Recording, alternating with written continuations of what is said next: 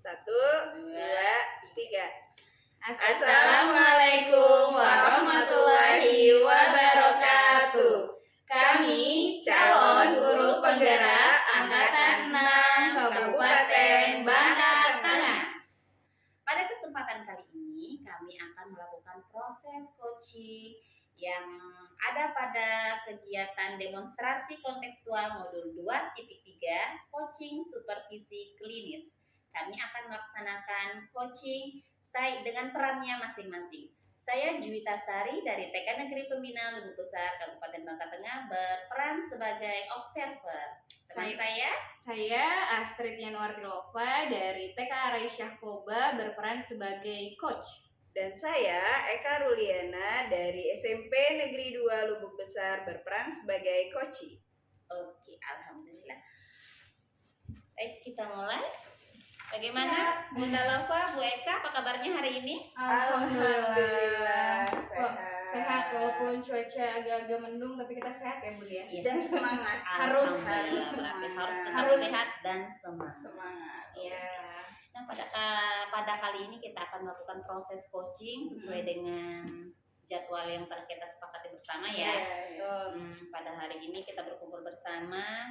Nah, untuk kegiatan coaching kali ini Bunda Lova sebagai coach, Bu Eka sebagai coachee, dan saya sebagai observer. Pada kegiatan ini saya akan menyampaikan rubrik penilaiannya Bunda kepada Bunda Lova tentunya ya sebagai coach. Nah, penilaiannya itu terbagi menjadi 3 bagian Bun. Yang pertama itu pra-supervisi, yang kedua observasi, yang ketiga itu pasca supervisi. Pra-supervisi itu yang seperti ini, yang seperti kita lakukan saat ini, menyampaikan rubrik penilaiannya, apa saja yang akan dilakukan. Terus pada saat observasi saya akan mencatat kegiatan coaching yang terjadi, proses coachingnya antara Bunda Lova dan Bunda Eka. Yang ketiga yaitu pasca percakapan atau pasca supervisi. Di sini saya akan menanyakan apakah kompetensi yang dimiliki sebagai seorang coach telah terlaksana dengan baik, terus langkah selanjutnya seperti apa, nanti seperti itu ya Bun ya. Oke, siap Bun. Kita mulai dari bagian pra-supervisi. Yang pertama saya akan menanyakan ke Bunda Lova ya. Gini Bun, sebagai coach kita itu sebenarnya harusnya memiliki 3 kompetensi. Betul. Iya, yang pertama yaitu kehadiran penuh, kedua mendengarkan aktif, ketiga kita itu berusaha untuk menanyakan pertanyaan yang berbobot kepada coachee, ya kan? Nah, untuk kesempatan kali ini pada kegiatan coaching kita pada saat ini, Bunda Lova sebagai coach, kompetensi apa yang ingin Bunda Lova tingkatkan ya Bun ya. Iya, ini juga kita informasi mengenai kompetensi coaching ini juga kita dapat di modul 2.3 ya. Sama kan semuanya dapat informasi yang sama gitu mengenai 3 kompetensi ya. Jadi kalau dari 3 kompetensi itu untuk pribadinya Bunda Lova sendiri di Bun ya, Bunda Lova ngerasa mau meningkatkan nih pertensi pertanyaan berbobot. Berarti saya yang harus menjawab pertanyaannya ya. Dengarkan pertanyaannya ya. Betul. Yang harus berbobot betul. Itu Bun yang mau ditingkatkan, pertanyaan berbobot. Nah, kalau kompetensi yang ingin ditingkatkan memang kompetensi pertanyaan yang berbobot. Kalau boleh tahu nih Bun, alasannya memilih kompetensi itu apa Bun? Nah, sebetulnya sih 3-3-nya memang kita harus punya ya Bun ya. Tapi benar. Bunda Lova pribadi itu ngerasa pertanyaan berbobot itu butuh ekstra pemikiran lebih gitu untuk bisa kita mengeluarkan pertanyaan berbobot kepada coachingnya gitu, karena pertanyaan berbobot sendiri juga indikatornya juga banyak gitu kan, seperti itu. Jadi makanya yang dipilih pertanyaan berbobot supaya komunikasi antara coach dengan coachingnya juga dari pertanyaan berbobot itu tadi bisa lebih lancar gitu, dari coachingnya sendiri juga bisa lebih keluar gitu, komunikasinya lebih terbuka gitu dari pertanyaan-pertanyaan berbobot yang diajukan oleh coach itu tadi gitu. Jangan sampai pas kita nanya coachingnya malah jadi menutup diri gitu, malah jadi nggak mau cerita gitu kan, berarti malah serem gitu ya. Berarti ada yang salah kan sama pertanyaan kita gitu. Nah itu kenapa dipilihnya pertanyaan yang berbobot. Nah, dari pertanyaan yang berbobot itu, Bun, menurut Bunda Lova indikator ketercapaiannya itu seperti apa, Bun? Kalau misalkan dari pertanyaan berbobot itu Bunda Lova rasa oh iya ini berarti sudah oke gitu ya pertanyaan berbobotnya itu, Bunda Lova bisa mulai untuk mengajukan pertanyaannya itu yang bersifatnya terbuka, Bun. Pertanyaan-pertanyaan yang jawabannya tidak ya, tidak, sudah, belum, tidak seperti itu, tapi lebih ke pertanyaan terbuka di mana jawaban dari coachingnya juga nanti bisa lebih banyak, bisa lebih panjang, bisa lebih explore lagi.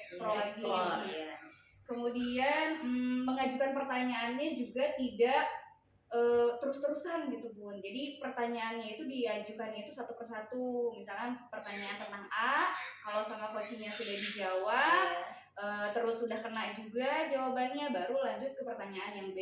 Supaya saya juga nggak susah gitu ya. Kalau nggak bingung jawabnya. Saya bingung nanti mau jawab yang mana gitu kan, Bun ya. Bayang kalau ditanya, Bun Eka kapan lahirannya, nama anaknya kapan gitu kan.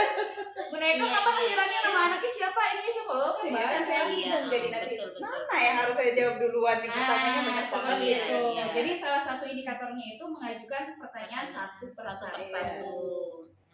Kemudian juga menggunakan nada suara yang positif. Maksudnya itu yang positif itu nada suaranya itu ya ramah lah gitu. Tidak kita kan kalau mengajukan pertanyaan juga jangan sampai nanyanya tuh intonasinya tuh kayak yang kayak yang marah gitu kan, ada ya. Sudah saya pulang gitu. Kayak di coachingnya. Jadi tetap menggunakan nada suaranya yang enak gitu pada saat mengajukan pertanyaan berbobot. Kemudian tidak menggunakan kata kenapa, mengapa seperti itu, tapi lebih ke kata-kata yang dipakai itu bagaimana gitu, kira-kira seperti apa gitu. Lalu untuk pertanyaannya juga terstruktur, kemudian tidak melabel coachingnya juga gitu. Jangan sampai coachingnya merasa terlabel oleh kita sebagai coach gitu. Itu akan membuat coachingnya tidak nyaman dan bisa jadi proses komunikasinya nggak bakalan dapat seperti itu. Jadi efektif tidak efektif. Iya. Dari pernyataan yang Bunda Lova sampaikan tadi, ada satu hal yang membuat saya tergelitik.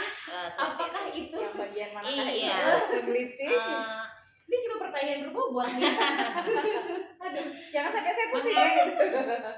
Mengapa tidak boleh menggunakan kata tanya mengapa, Bun, pada saat menanyakan pertanyaan berbobot itu kepada si coaching? Kalau kata mengapa terus kenapa itu kok kayaknya kesannya itu melabel gitu, Bun ya. Kalau misalnya kita menanyakan suatu alasan kepada seseorang gitu, tapi kita ngasih pertanyaannya itu emang kenapa kalau nggak kayak gitu, nah itu kan coba kalau didengar-dengar kan kayaknya nggak enak ya, lebih enak bagaimana gitu kan, kayak mengejar kok guru ini kayak gini ya, emang salah gitu ya, nah jadi kesan kayak gitu. Kalau kita nanya kenapa memang kayak gitu, emang salah gitu, pasti kan respon coachingnya kayak gitu. Berarti kan sebagai coaching udah ngerasa terlabel. Iya itu emang salah ya. Apakah informasi yang saya sampaikan itu salah? Karena pertanyaannya kok kenapa? Gitu, emang ada yang salah dengan apa yang saya sampaikan? Itu. Jadi kita sebaiknya memang menghindari kata-kata kenapa dan mengapa. Ya. Oke, kayaknya sepertinya teorinya udah good, tinggal prakteknya berarti ya. Amin. Bismillah, mudah-mudahan bisa. Sudah siap untuk dilaksanakan coachingnya? Insya Allah. Saya persilahkan kepada Bunda Lova sebagai coach dan Bu Eka sebagai coach untuk memulai proses coachingnya. Silakan. Baik, terima kasih ya Bunda Sari ya. Kita mulai Bunda Eka. Siap. Baik. Lanjut bagian akhir. Berapa itu, Bu?